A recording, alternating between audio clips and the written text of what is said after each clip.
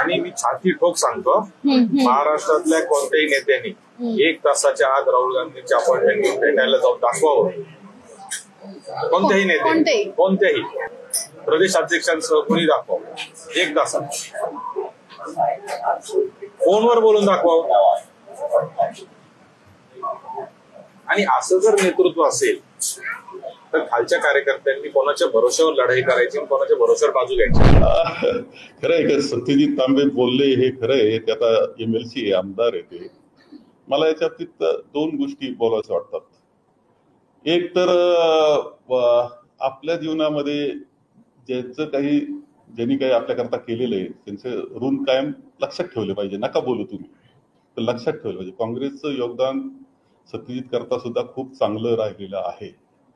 आणि दुसरं एक आणखी मी या निमित्तानं सांगेल की हे जे बोलणं आहे हे थोडं बालिशपणासारखं आहे. बालिश बोलणं आहे. थोडं आता काही गोष्टी आणखी शिकाव्या लागतील. आता मीडियात बोललो म्हणजे याच्यापेक्षा आणखी तुम्हाला समज म्हणजे काय वेगळं करायचं, कान टोचायचे. देवेंद्र फडणवीस जे आहे, देवेंद्र फडणवीस चांगली कल्पना होती ती लगेच अंमलात आणतात आणि तसं काँग्रेसच्या नेत्याच्या बाबतीत होत नाही. ठीक आहे, काही गोष्टी मांडायला हरकत नाही. समजा तुम्ही मांडू शकता, तुम्ही आता स्वतंत्र आहे, तुम्ही झाले, आता तुमचं युवक काँग्रेसच्या पुढचं वय गेलं, मांडणी करायला हरकत नाही का सांग.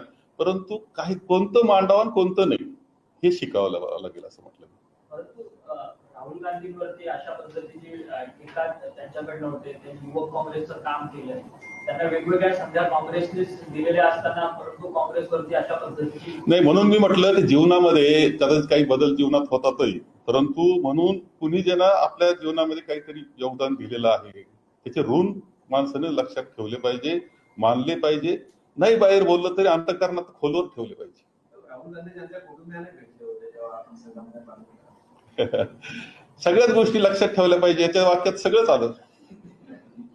नाही, पण त्याचं म्हणणं आहे की टीका करण्यासाठी नाही बोलत आहे, आत्मचिंतन करण्याची गरज आहे, सुधारणा नाही. आत्मचिंतन तिथे आता त्यांनी स्वतःच आत्मचिंतन करण्याची जास्त गरज आहे. मन की बातचा सूर आहे का? मन की बात करण्याचा काही सूर आहे का यामध्ये? नाही, काय अजून खूप